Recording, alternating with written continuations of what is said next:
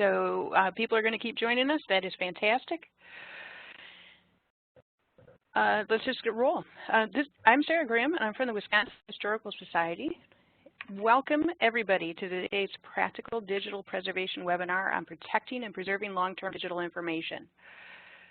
This is actually part, there we go, of a series of webinars that started last month, and we will be continuing through June of next year. These offerings are really a continuation of a CoSA-Preservica partnership webinar series that started last year. This is the first of 2 practical digital preservation briefings in this series, with today's webinar being geared toward IT professionals and practitioners, and the May briefing aimed at senior managers and budget administrators. For the 3 online workshops coming up in February and March, we will be offering digital preservation training to agency records officers or similarly interested parties. Each of those will be 1 hour long, with parts 1 and 2 covering key topics around preservation and management of digital records. And in part 3, we will have presenters providing examples of how this is worked around the country. So that ought to be fantastic. Our hot topic webinars are more internally focused on key preservation issues for archive staff, and those are listed here in the middle of the screen. More complete descriptions of all these are available on the PERTS portal at the path at the bottom of the page. And you are all, of course, welcome to sign up for any of these that interest you, even the internal ones as well, going forward. And you may also send these on to other people that you feel may benefit from them. We will also be recording these webinars, so recordings and slide decks will be available on the websites as well. And we usually try to get those up within a week or so of the presentation. So as we're moving along today, please feel free to send questions to us via the chat or the QA boxes, and we will get to them at the end of the presentation. So who are we? For those of you not familiar with CoSA, the Council of State Archivists is made up of members from the country's 56 state and territorial archives. And through this group, we work collectively to communicate archival and records concerns at a national level, working with such groups as the National Historic Publications and Records Commission and the National Archives, as well as with other organizations at the front end of the public records business, such as NASCIO, to ensure that the nation's documentary heritage is preserved and accessible. So just to give you an idea about the kinds of projects we have worked on, we've got SERI, the State Electronic Records Initiative, and SERI started in 2012 with the help of funding from the Institute of Museum and Library Services and the National Historic Publications and Records Commission.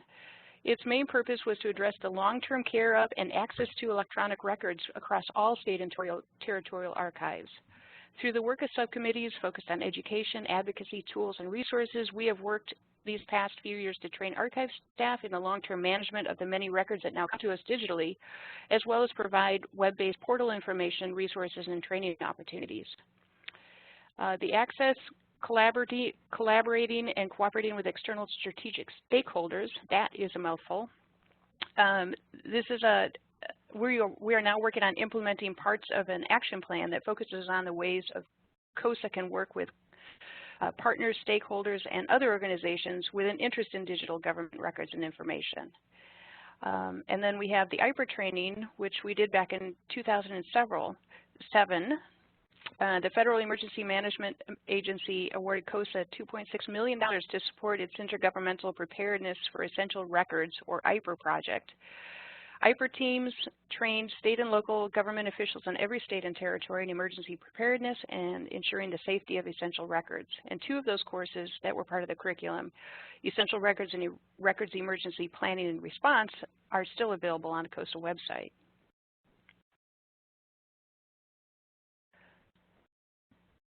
So today's presenters, just as a brief introduction. Again, I am Sarah Grimm, and I have been the Electronic Records Archivist for the Wisconsin Historical Society for 7 years.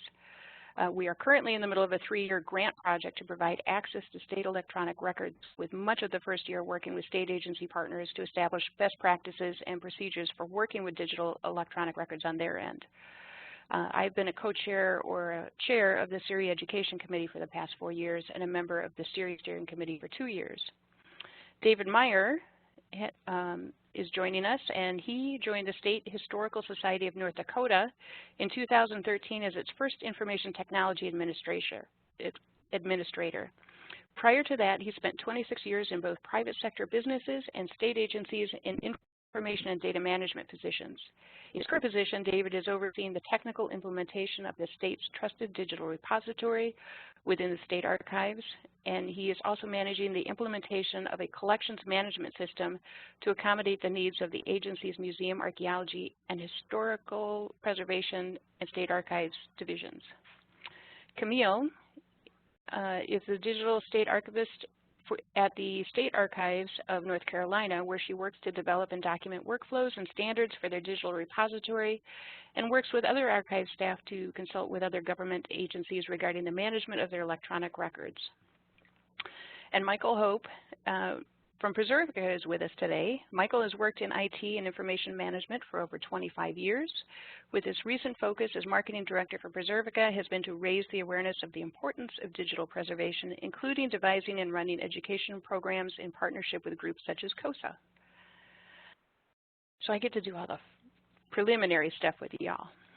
Today's agenda here, we are going to start with discussing the current state of electronic government records, and then Michael will move on to talk about what steps can be taken to protect long-term digital information at the state level.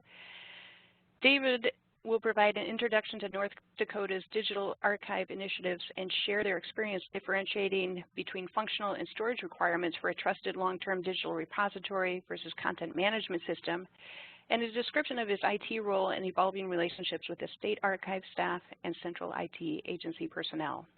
And then Camille will present on some of the initiatives currently underway in North Carolina and their successes and challenges of collaborations with state IT staff. And then we'll wrap up with some resources and next steps. So, to get started, we'll start here. Records world meets data world. Information created, received, and maintained as evidence as an asset by an organization or person in pursuit of legal obligations or in transaction of a business. This is the definition of a record straight out of an ISO standard, which is focused on records management, and is the globally accepted definition of a record no matter what state you're in. This is the information that records managers and archives care about regardless of format. So our green circle on the left contains paper, posters, photos, maps, and notes written on napkins. The blue circle on the right contains all the things IT is concerned with, like hardware and software, networks and switches. And that teal section in the middle is where we all meet, and this is how information is processed and stored on computers and devices. In the state government environment, most of the information processed and stored digitally meets the definition of a record. And as a result, IT, records managers, and archives have a shared interest in ensuring that the digital information that state governments create is created and managed in ways that effectively support the business needs of the creators, safeguards the legal admissibility, adheres to laws regarding access, ensures preservation of information that has long-term value, and facilitates the disposal of that information that no longer has any business, legal, or historical value.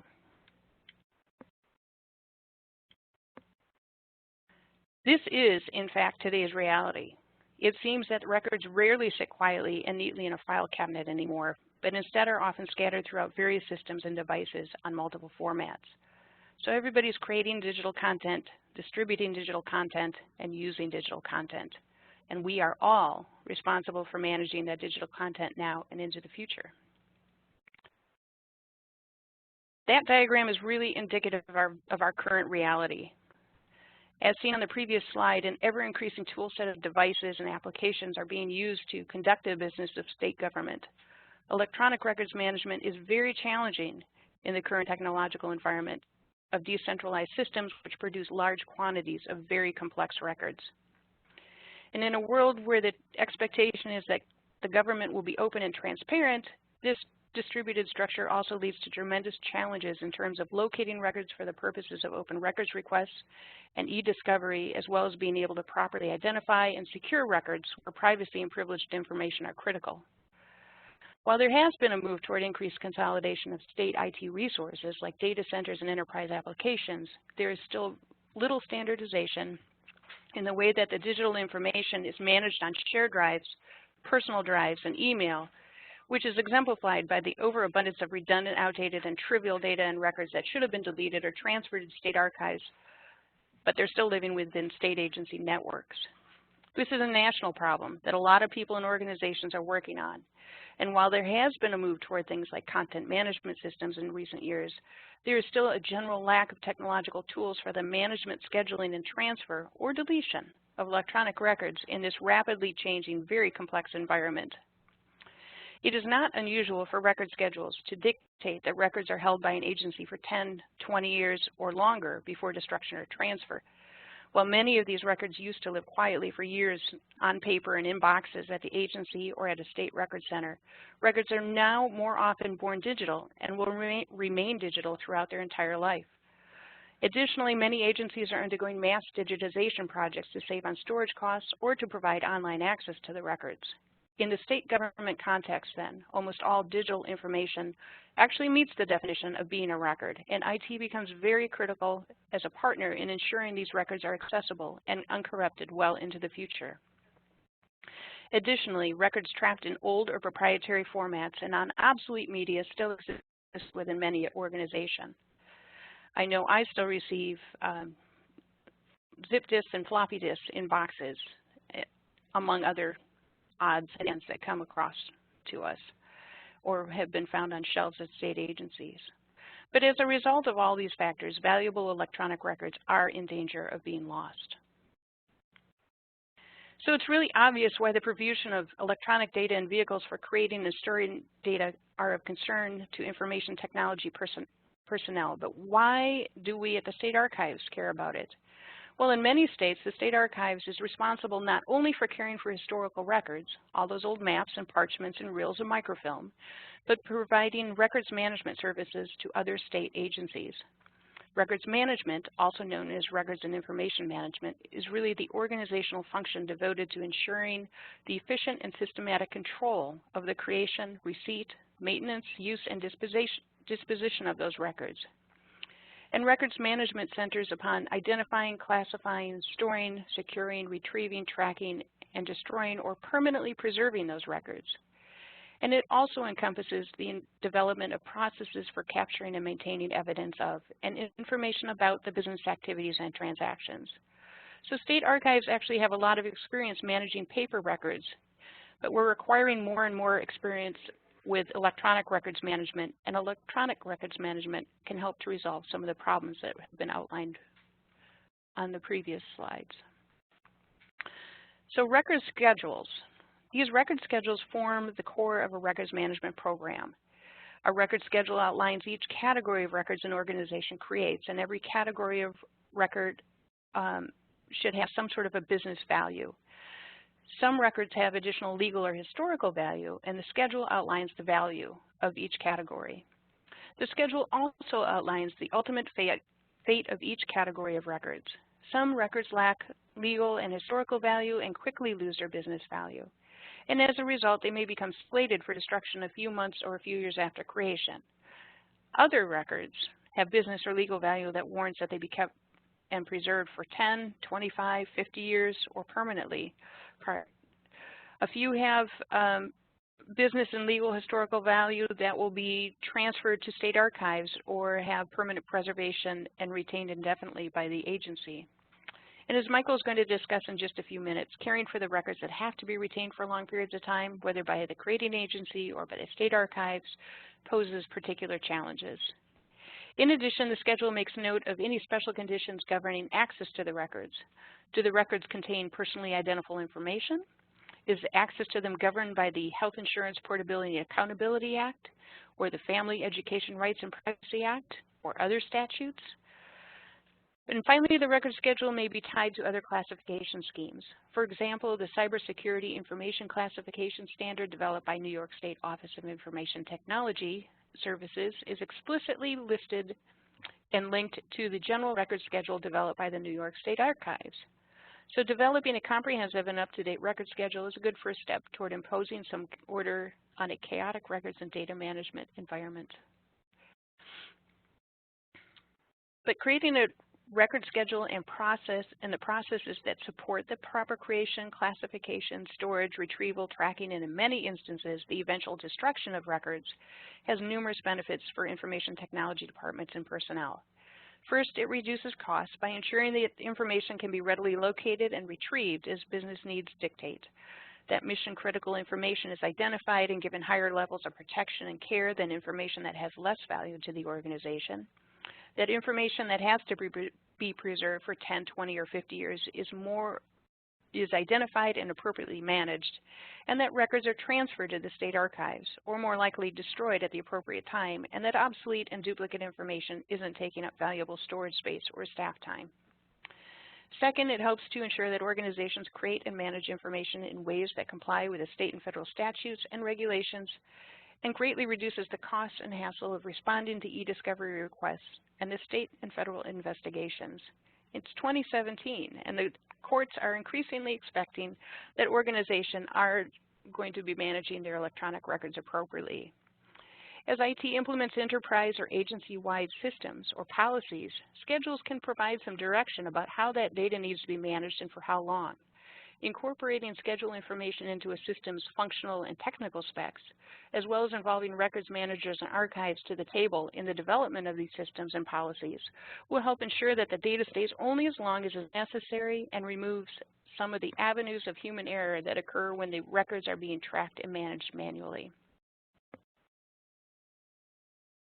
Effective records and information management also supports roughly half the priorities identified by state government CIOs. For example, identifying those records that contain restricted information is a first step toward addressing security and risk management concerns. Identifying and disposing of duplicate records or records that have no business, legal, or historical value any longer makes it easier to consolidate your resources and services. And as I said a moment ago, helps to minimize your costs. Records management also feeds right into data management and data governance. So Michael's going to take over from here and talk in more detail about digital preservation and the steps we can take to protect our digital information. Hold on, Michael. Passing you the ball. Uh-oh.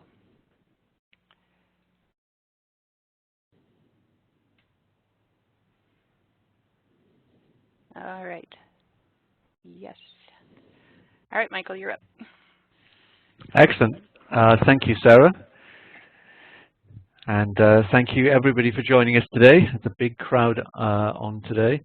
It's good to see these educational webinars growing in popularity. I'd like to take a look at some of the specific challenges involved in managing and protecting long-term and permanent digital records. Ensuring that they're accessible, usable, and also trustworthy long into the future. So I'm going to start with a piece of research that we did with the Information Governance Initiative, which is a US think tank on information governance, which we did last year. And if you haven't got a copy of it, then you feel free to download.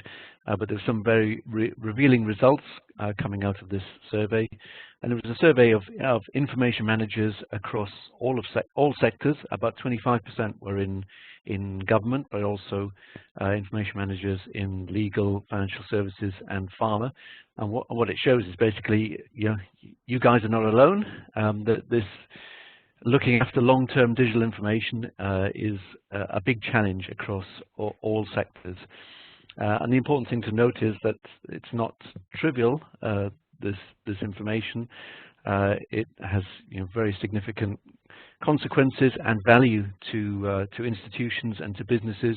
You can see there people are keeping information for longer than 10 years, as we'll see in some of the follow-on slides, for some very serious reasons, for statutory, regulatory, legal defense, corporate memory, etc., etc. So feel free to look into that report when you get a chance.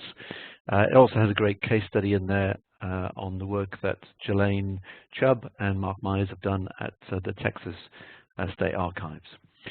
So this is a big problem for most industries, including local and state government. Why is it a problem? Well, digital content is pretty fragile, and as Sarah was saying, most records are now appearing in digital form, born digital only, and also, they're not just in a document paradigm anymore. They can often be images, website snapshots, emails. There's lots of different formats which can form a record. And so the real challenge is not just storing this information, but also making sure that it's in a format that can actually be read and used in the future. So if you've got things which were stored in the past in Word for DOS, it's pretty unlikely you can actually get to read those very easily today. But similarly with other packages like WordPerfect, and when you begin to look at the world of AV, then the technology is moving even faster there, and formats go out of date pretty quickly. So it's a big challenge, and interestingly, in the same survey, 97% of the information managers that were surveyed said that technology obsolescence, in particular, either media or file format obsolescence, would put their digital information at risk in the future. And 10 years is a kind of accepted level. If you're keeping stuff for longer than 10 years, then it's potentially at risk because of technology refresh rates. And many, we're talking to many institutions now, including state archives, where, as Sarah was saying, 10 years, 15 years, 20 years are not, are timescales which many records need to be kept for, as well as, of course, permanent or historical records. So the staggering thing in the survey was that 90%, nearly every organization had these types of records which they needed to manage and look after. So coming back to a point that Sarah was making, also in the survey, the participants were asked where they're actually currently storing this information, and the way that the information is stored is also putting the information at risk. By far the biggest place where stuff is being stored today is on shared network drives, 68%. The respondents said that their records are out on shared network drives, which are notoriously poorly governed.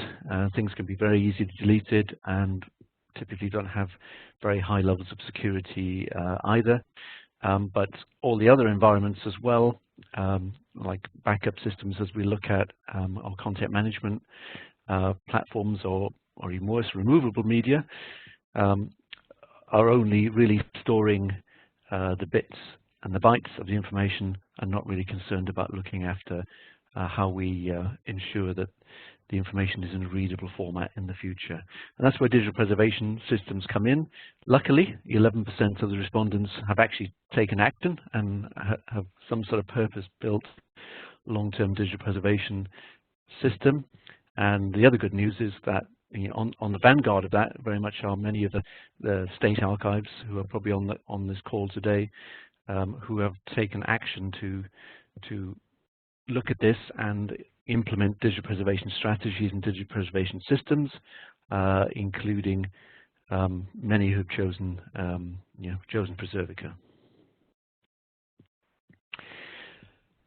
So additional threats to digital content can be limited budgets, lack of specialized expertise, either an agency or a state level, not enough technical infrastructure or understanding of the problem. Obviously, I've said format obsolescence in terms of media and file formats themselves going out of date. But some of the biggest challenges are just coming from retention times and regulation. Retention times are going up, technology refresh cycles are increasing, and there's a huge pressure, particularly on IT, to decommission legacy systems to free up money to focus on other initiatives. So that can put the information in those systems at risk. So it's not, this problem has not gone unnoticed by the technology analyst firms such as Gartner and Forrester, who are saying that organizations really should, and institutions really need to look at this as a bit of a priority. information can be lost forever, particularly born digital only information, as I said, as software is retired, hardware and software becomes obsolete. I suppose Gartner and Forrester are highlighting that. And then on the left-hand side, there's a quote from a report by Neville Cannon, who's actually a Gartner analyst, and he's highlighting that a more systematic and a different approach needs to be taken to preserve records which need to be kept over the long term or permanently. So what's different about digital preservation? Firstly, there is a sort of a standard for digital preservation, which is OAIS, which is an ISO standard 14721, and that comes with many components, six components to do with how you ingest information, how you manage that information, how you go about storing it, and how you access it, and in particular, how you preserve it and make sure it's in a format into the future. So one of the first things you need for preservation is obviously a place where you can store the bits and bytes of the information, and preferably in a durable way. In a durable way, I mean multiple copies in multiple locations, where you can do self-healing. If one copy gets corrupted, then it can be rebuilt from the other copies, and that's one of the reasons why cloud storage is becoming quite popular and is ideal for digital preservation. Not only is it very efficient in terms of cost and highly scalable, but also it's inherently durable. So most services have multiple copies in multiple locations and provide the self-healing and fix-it checking underneath, whereas sometimes that can be quite hard to replicate that sort of environment, or costly to replicate that sort of environment using just in-house resources.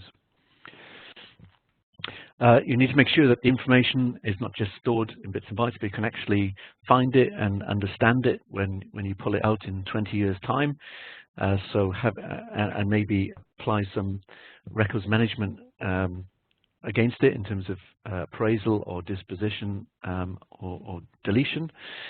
So you need information processes and a way of organizing it and adding metadata and adding context to the information so it can be easily found.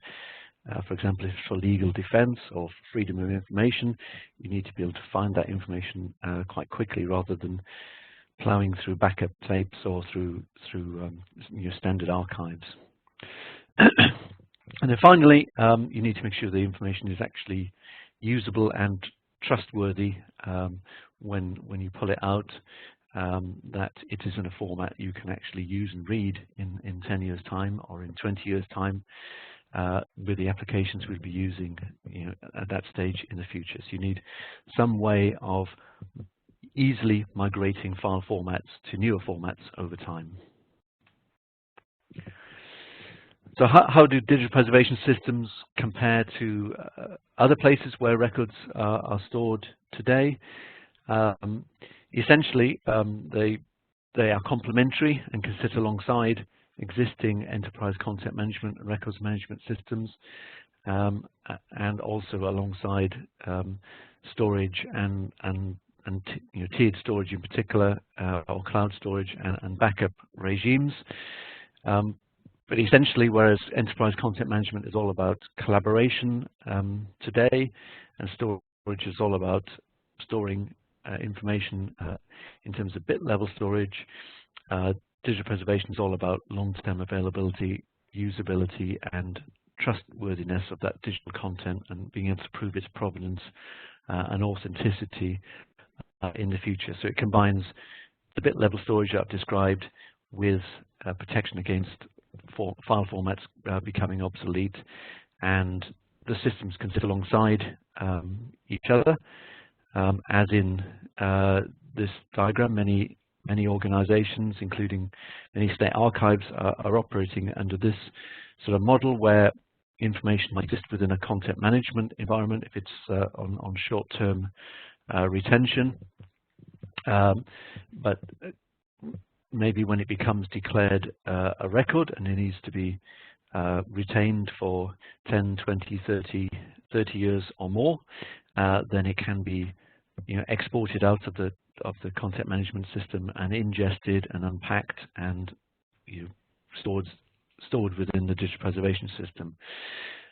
So that's one way of operating, and how content management and digital preservation can sit alongside each other. And there are solutions with ingest routines for some of the standard packages like SharePoint or for Microsoft Outlook, if you want to look at it as email as well.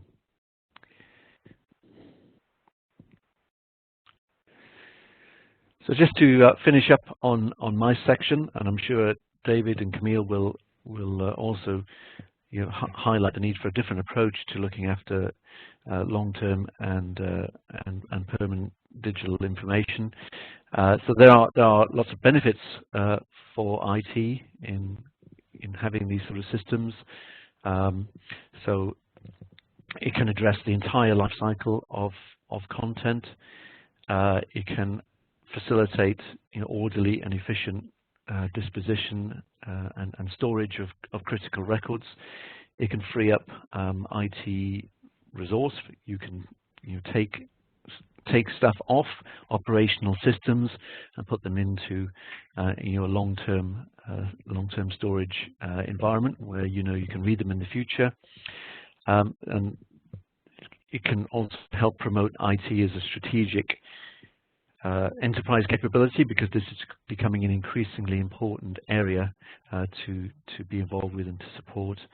And because the information can be accessed in digital form, it supports freedom of information.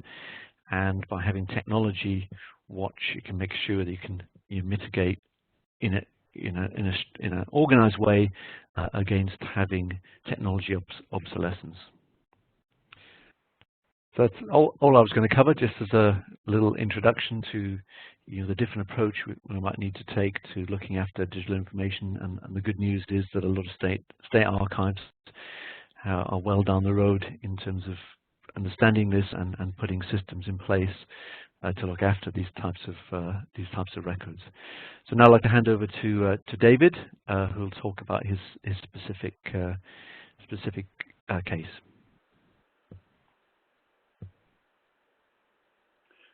Thank you, Michael. Good afternoon, everybody. I think someone's got to pass me the controls there. As introduced, my name is David There Miranda. we go.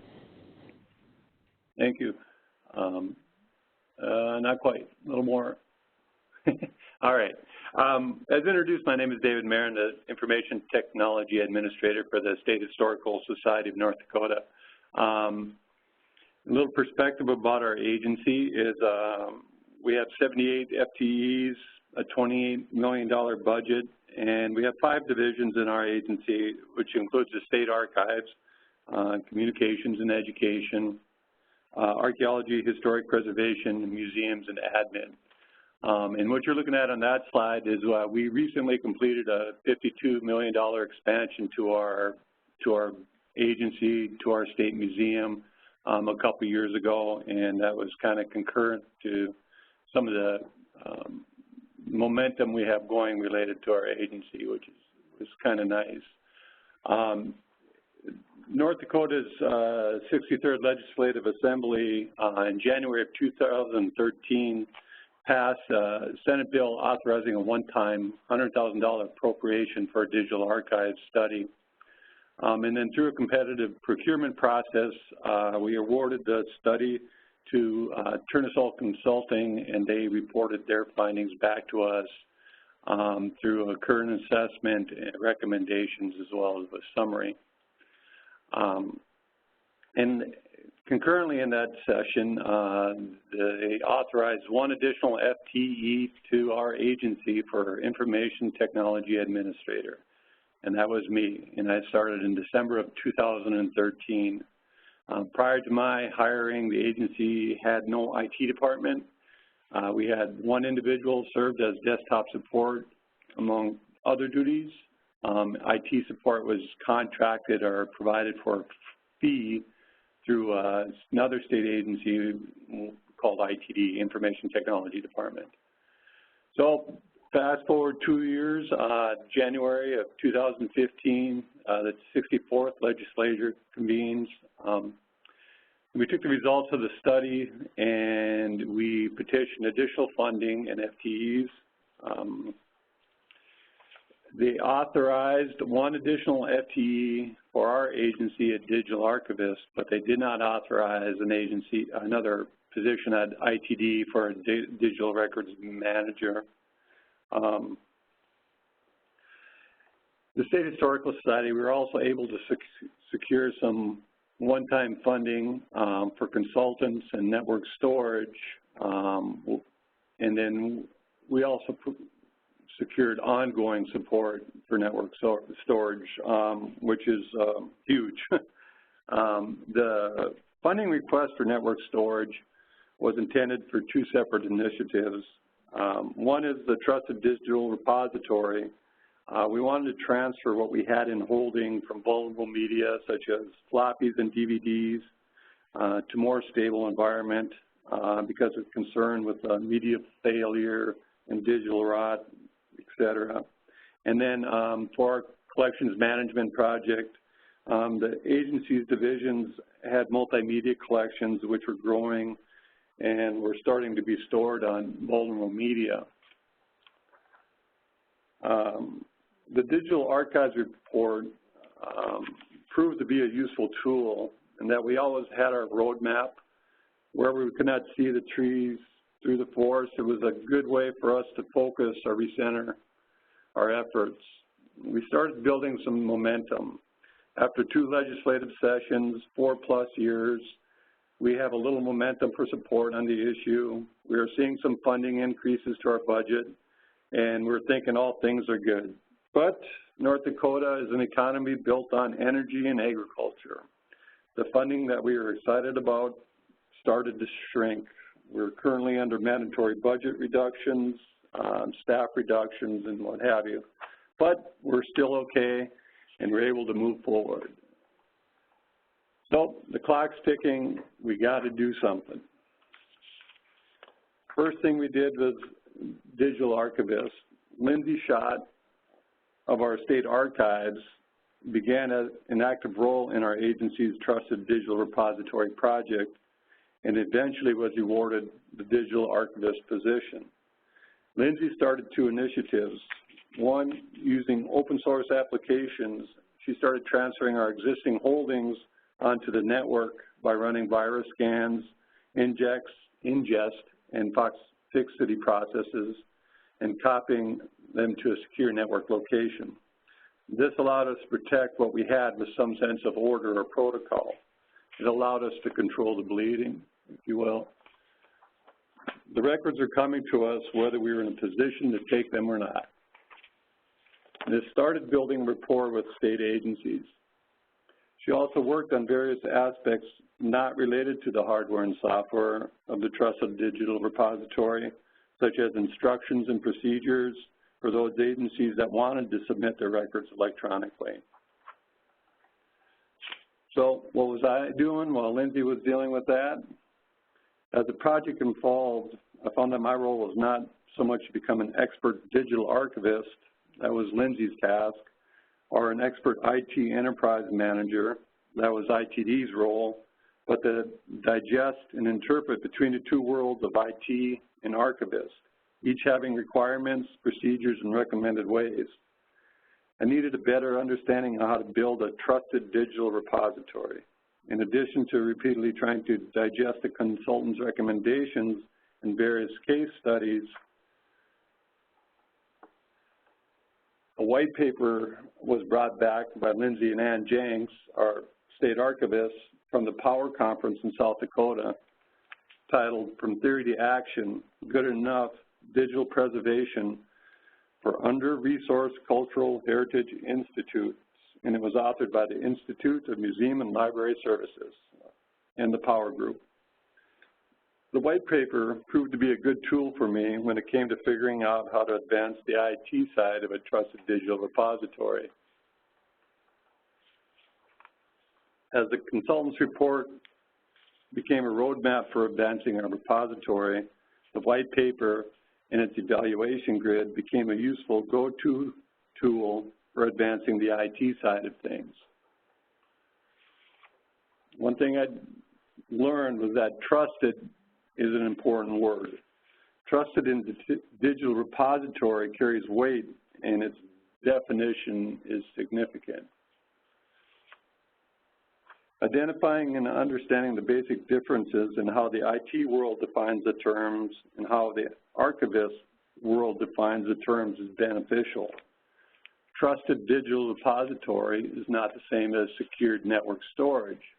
Secured network storage is a requirement of a trusted digital repository. An accepted practice in trusted digital repositories that have copies in multiple locations. So it's the IT versus the archivist and how things are defined. The IT world can make backups, do mirrorings, etc. Its processes and scripts ensure data file integrity. Trusted digital repositories use workflows and metadata to send copies to multiple locations, do fixity and checksum, and document its activity and results for provenance.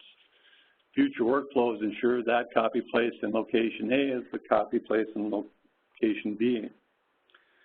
Your trusted digital repository's workflow policies may put a copy in 3 different locations, and your IT policy may make varied mirrors or backups at each location. The trusted repository thinks it has 3 locations, but IT backup processes, in essence, give you possibly 6+ copies. Your IT copies are your safety net from deletion, hardware failure, etc. Your repository copies give you proof with support metadata that your original copy is intact and is in fact what you say it is. Your copy and backup strategies need to accommodate scenarios ranging from accidental and malicious deletion or change to disasters such as flood and fire or acts of terror.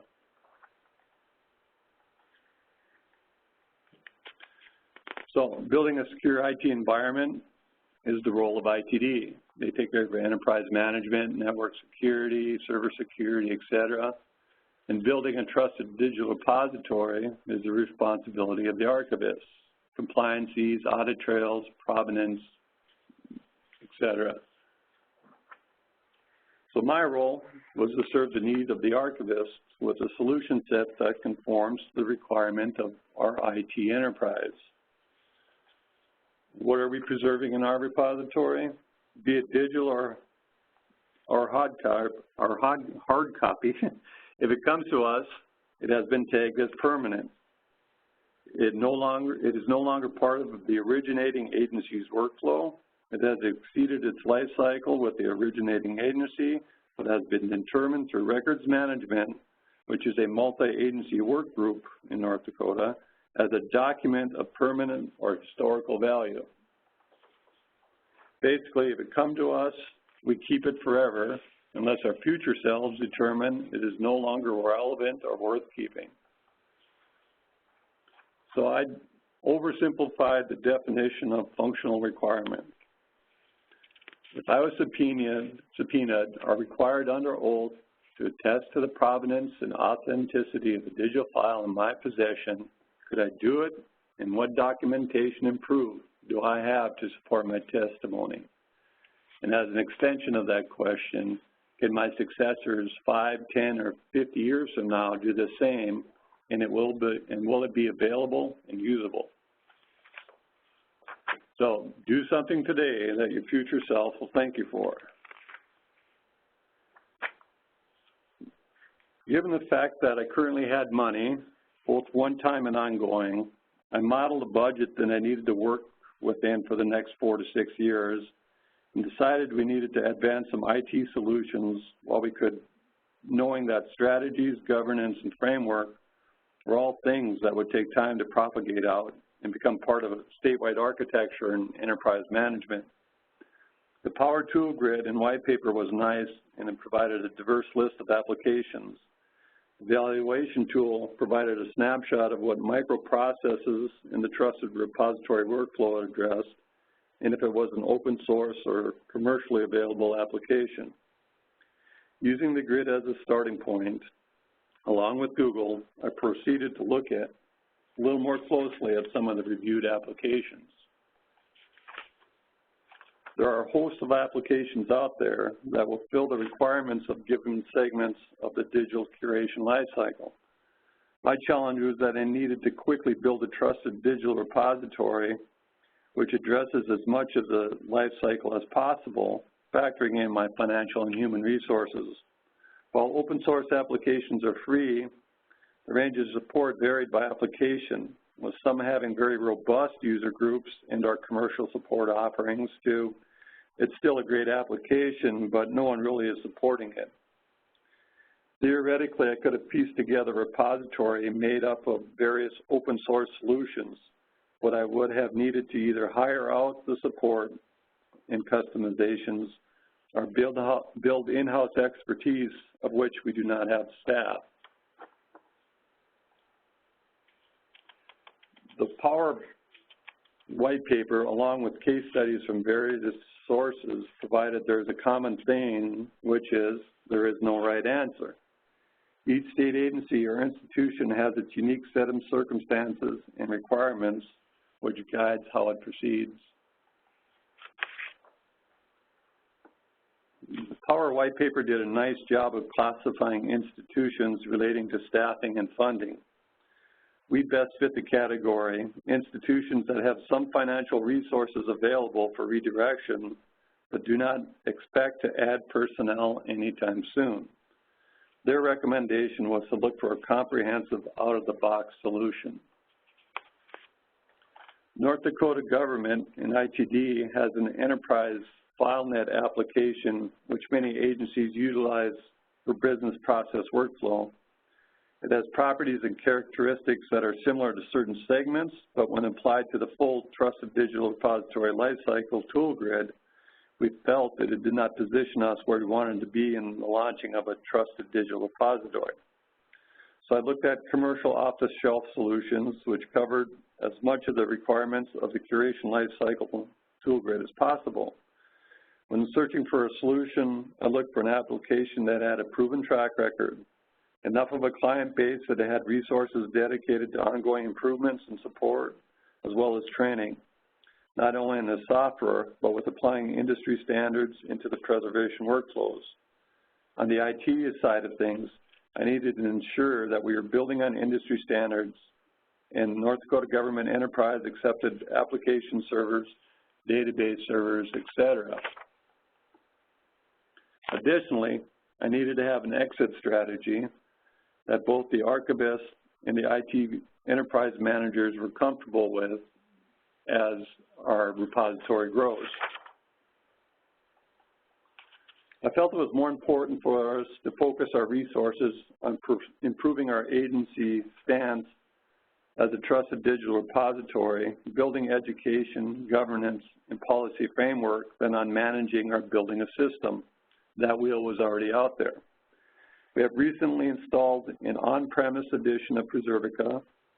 State law restricts us from utilizing cloud storage or hosted applications without being cleared through an extensive waiver process.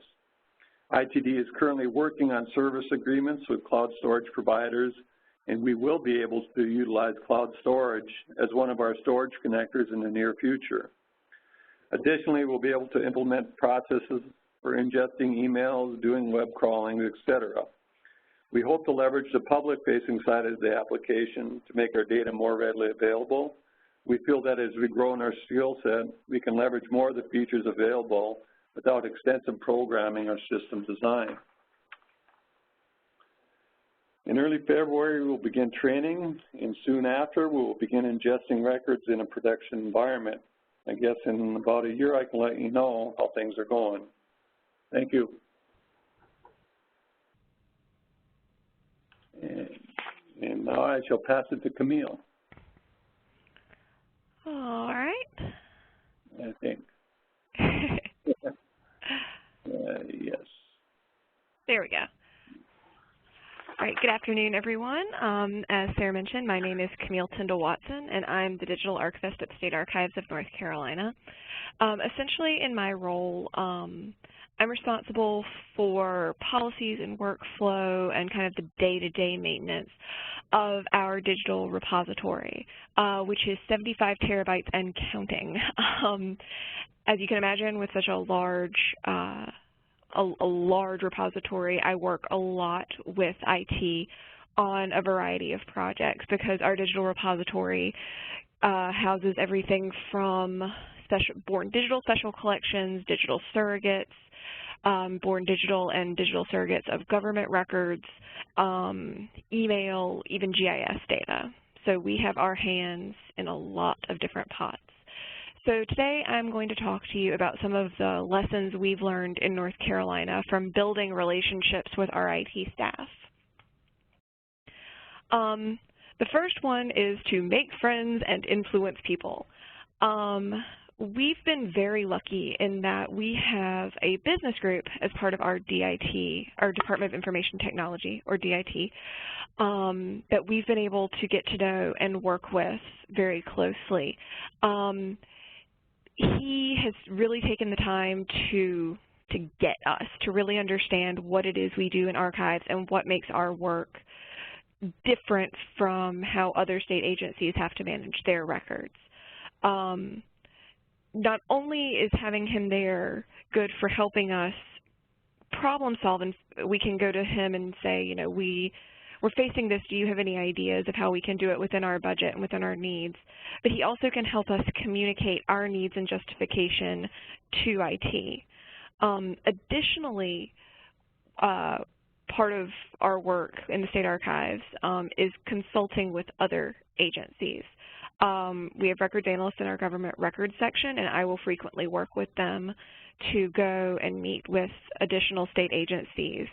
In those meetings, we're always willing to collaborate and consult and help those agencies problem solve, not just with the records that will be coming to us, but also the electronic records they will be keeping in office, because those are also public records. The benefit of that is not only are we helping the agencies, but when we're all talking about our IT needs and what we need, it can help communicate those statewide needs to IT. So they're not just hearing, you know, from me in archives, we need help solving this problem. They're hearing it from multiple agencies, and it can help communicate better with IT. So the lesson there is that networking is really important. Building relationships across your enterprise, across state government, helps open up the door to additional collaborations and problem-solving opportunities. One place where we have a very large collecting policy with our digital repository is GIS data. I believe we receive about 18 terabytes every 4 years of superseded GIS data from the CGIA. As a result, State Archives in North Carolina staff sits on several boards and committees for GIS data and archiving for the state of North Carolina, including the North Carolina GICC and the SMAC, which is under the GICC for the management of GIS data. And within the SMAC, we also have people sitting on the metadata subcommittee for creating a statewide metadata profile for GIS data. I sit on the metadata subcommittee, and it's been very helpful for me to understand how people who are creating digital records are thinking about their metadata and how they see it being used. I feel sometimes that I learn more than I take from these meetings, but they also make sure that we have archives on the board so that we can start talking about what we need in the metadata profile to be able to keep track of it once it does come to archives, and to keep it available and relevant and useful for future researchers using GIS data. However, this collaboration didn't just happen.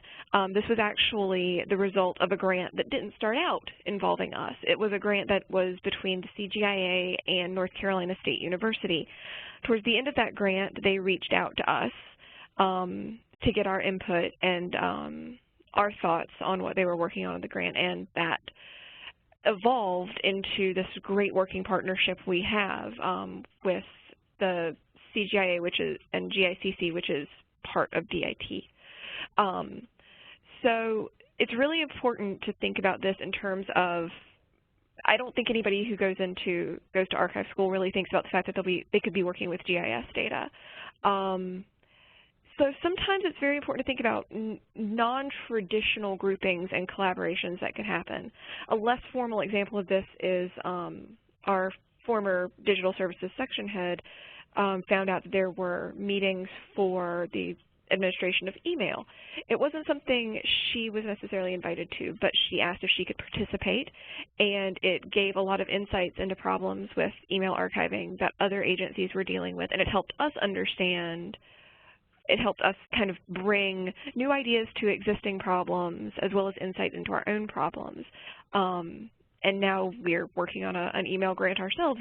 This information is really helpful, and it also helped us reach out and make connections with IT and other agencies.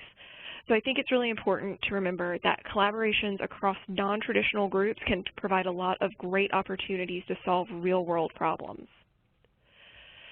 Another project we are working on is we are in the process of moving towards becoming a trusted digital repository. Our digital repository is a collaboration between the State Archives of North Carolina and the State Library of North Carolina. We're two institutions under the Department of Natural and Cultural Resources, but we work together on the digital repository. They collect state publications, which includes digital publications, and we also have digital material, so it just made sense to pool our collective knowledge and our collective resources to be able to create a trusted digital repository of resources for the citizens of North Carolina. Right now, one of the things we're working on is a functional requirements document to present to state IT that will talk about what we need for a digital repository. You know, what exactly we need when it comes to ingest, pre-ingest, processing, intellectual control, security, to make sure that we're all on the same page.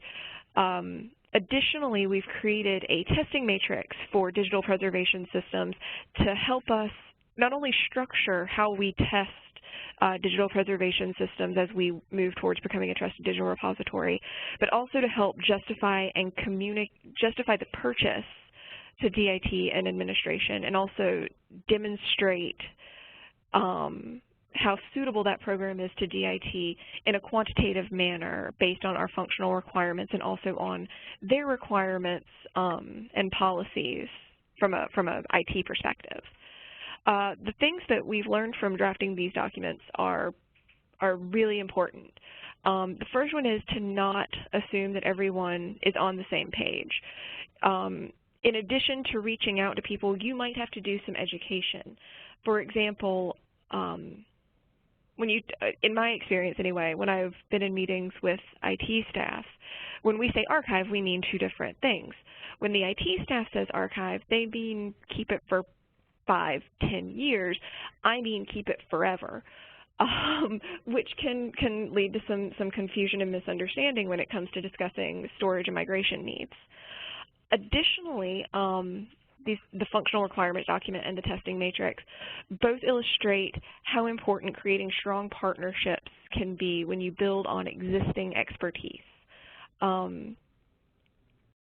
They're really smart, bright, intelligent, awesome people, both in the archives and the library, who bring a lot of wonderful knowledge about digital preservation things. And when we can combine that with IT's knowledge of digital preservation and our needs, great things can happen. Another way in which we've had a great experience of just asking IT and making sure to reach out to them is our email grant. We're currently working on TONES, which is an NHPRC grant about email archiving. The first part of the grant is ambitious enough in and of itself. We've worked with our government records section to identify capstone positions within executive state agencies, to identify what email accounts should be kept permanently. The second part of that is to tag them so that we can automatically have those email accounts flagged as permanent. So this started out as something we just wanted to test, so we reached out to IT and to OSHR, which is our state human resources department, and just wanted to know if we could provide you with position numbers, not personnel numbers, but position numbers that are linked to the specific job. Would it be possible to automate tagging those email accounts? And to everybody's surprise, they were really amenable, and they've run with it. Hopefully, in the next few months, we'll be able to start really figuring out how that works. They've taken the idea, and they've told us that they plan to come back to us in a couple of months with a plan, or at least some ideas. So the thing we learned from that is don't be afraid to directly address issues and problems and confusion. In this case, DIT was struggling with email issues as well, in that there's a legal hold on email in North Carolina, and so they have just tons and tons of data of email that can't go anywhere. But flagging archival email would make things a whole lot easier for them, because it would make it easier for them to manage their own storage. If they know these emails need to be kept and everything else can be gotten rid of after their retention period, that makes everybody's life a lot easier. Now, this isn't to say that North Carolina is the land of milk and honey for IT relationships between archives. There are, of course, some challenges. The first challenge is that we recently moved to a centralized Department of Information Technology. Prior to summer of 2015, we had Department of what was then Cultural Resources had its own IT staff. That allowed us to work really closely with IT staff. Most of them really understood what we were doing, what we were about, what our needs were. Once we moved to centralized IT, we still had those staff. They're still in the building. We still work with them closely. But it just means that there needs to be better documentation and justification for our needs. We can't guarantee that they'll know or understand our mandate, as well as when we just had IT in DCR. For example, prior to when I was hired, some people had admin rights on their computers. When I was hired, they had just moved to centralized IT, and I didn't have admin rights on my computers. Well, part of my job is testing software, so every time I needed to test a new piece of software, I had to call IT and have a ticket and have them remote into my machine and load that, which was less than convenient. So building those relationships may take more time. Additionally, occasionally there's a high staff turnover rate.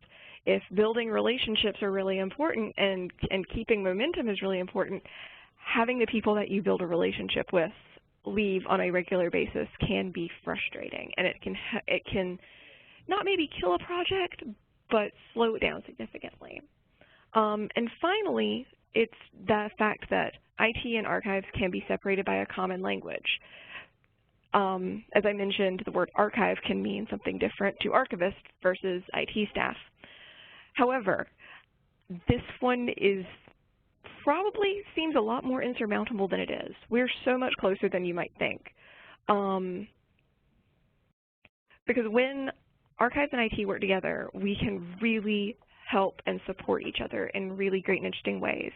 For example, Archives in North Carolina advocates for server space management, which allows IT to do their job more efficiently. So they really appreciate us and our message and really support our endeavors, because otherwise they end up with the orphaned data that they're responsible for and no way to get rid of it. So we are very grateful for the relationship we've been able to build with staff within the Department of Information Technology. So with that, I will hand it back over to Michael.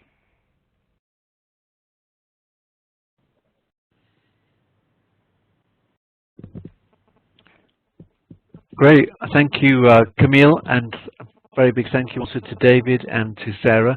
I'm aware that we're running quite a bit over time. We've gone over the top of the hour, so I'm just going to move quickly through these. I think it's quite important to have people involved, and it's a shared responsibility right across state and agency and IT.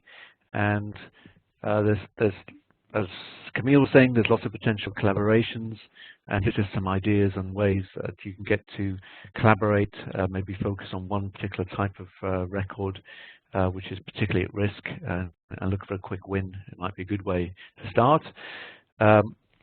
So in summary, digital information is, long-term and permanent digital information is different, needs to be treated differently, and I think the key to it all is having collaboration between agency and IT, and also at a state level, and having systems in place which will support you and make it easy for that all to work. Just before we break for questions, and there's I'm not going to go through all of these, but there's a whole bunch of reports which will have been mentioned throughout the presentation, which you can go and look at when you get a copy of the slides, which is a good reason for filling in the survey, which I think will come up at the end. Also, there's various assessment tools, including a great one, which you can find at DigitalOK, which is a scorecard for looking at your capability in terms of digital preservation of long-term and permanent records within your organization or institution, and that's been used extensively by CoSA to audit their capability. A few next steps. So yeah, lots of other webinars you can join, and lots of resources on the CoSA and on the Preservica websites. So we're just going to break for questions. If anybody wants to stay around for those, I know we've gone past the top of the hour, but we can take a few questions. I think you can use the question box to get your questions in.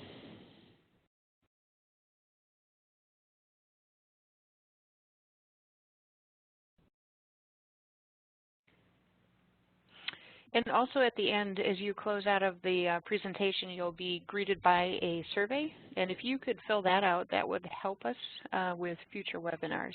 That would be greatly appreciated.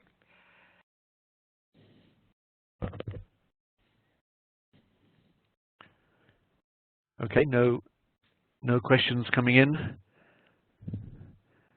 So, thank you from. Yeah. So. Oh, there's a question from Deborah.